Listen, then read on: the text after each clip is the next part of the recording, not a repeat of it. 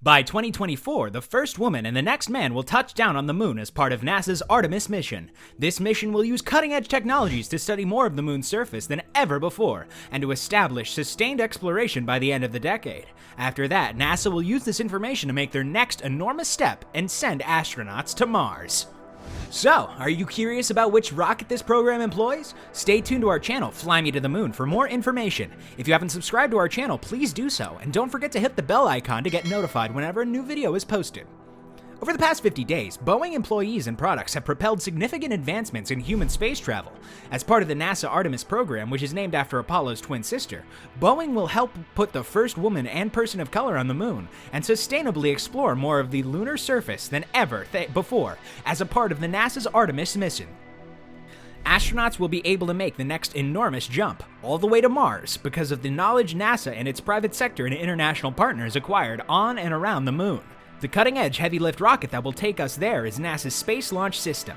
The creation of the Flight Avionics Suite, as well as the design, development, testing, and production of the launch's vehicle core stage and higher steps, are all done by Boeing.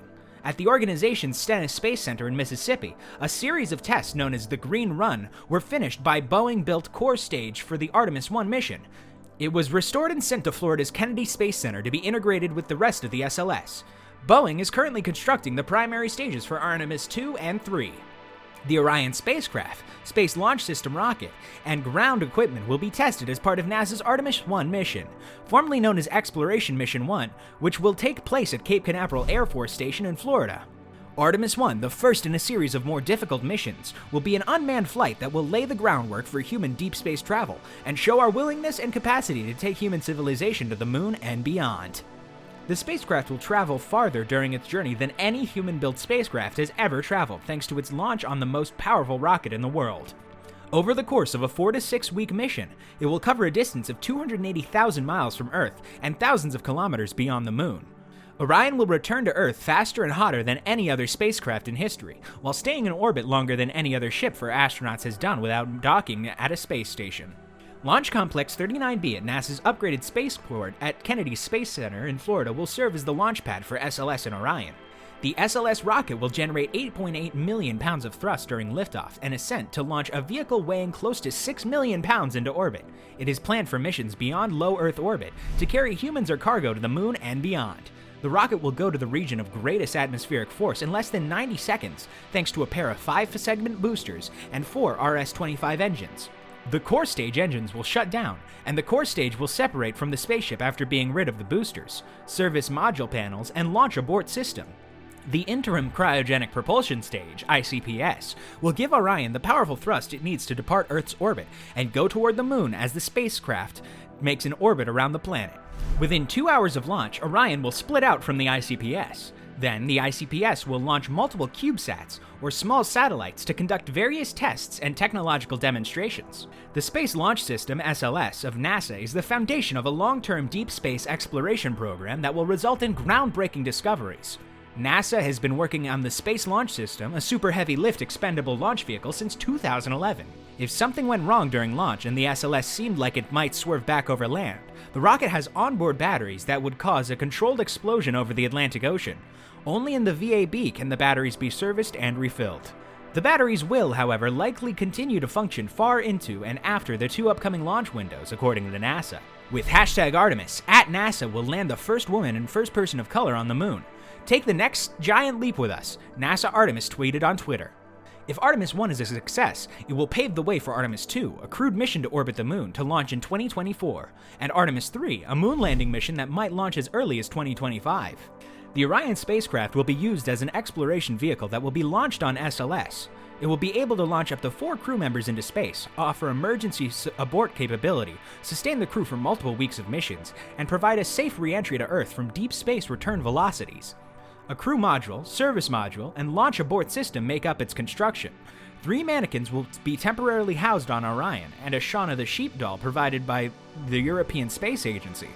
One, known as Commander Munikin Campos, is equipped with sensors that will measure the forces that a person could experience while traveling to the moon.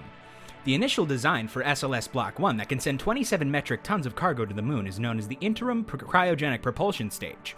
Based on the tried-and-true Delta Cryogenic second stage and powered by a single Aerojet rocket dyne RL-10 engine, the Artemis 1 mission's ICPS will launch an unmanned Orion spacecraft past the moon and back. The launch vehicle stage adapter, which provides structural, electrical, and communication pathways, joins the Block 1 core stage to the upper stage. It separates the second stage, which uses astronauts in the Orion crew capsule, from the core stage. The cone-shaped adapter is approximately 30 feet tall and 30 feet in diameter. The LVSA consists of 16 panels made of aluminum lithium 2195 alloy. The front skirt, the brains of the SLS, is in charge of getting the rocket to its goal. It houses the routers, processors, electricity, additional boxes, and software that regulates stage operations and communications, as well as flight computers, cameras, and avionics. It makes up the top half of the core stage, along with the intertank and the liquid oxygen tank. A tank of liquid oxygen, LOX, with a capacity of 196,000 gallons may be cooled to minus 297 degrees Fahrenheit. The thermal foam layer on its surface protects it from extremely hot and cold temperatures.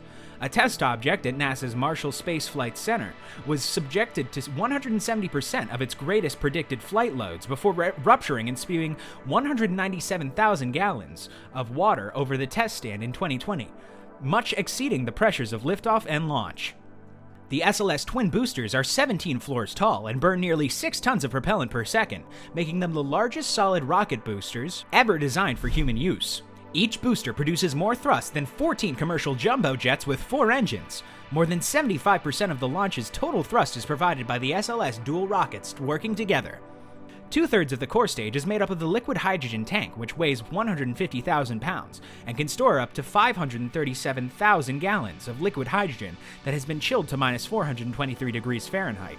The LH-2 is maintained at the proper pressure and temperature by thermal foam at NASA's Marshall Space Flight Center in 2019. A test item that was structurally identical to the flight hardware survived more than 260% of anticipated flight stresses for 5 hours before buckling.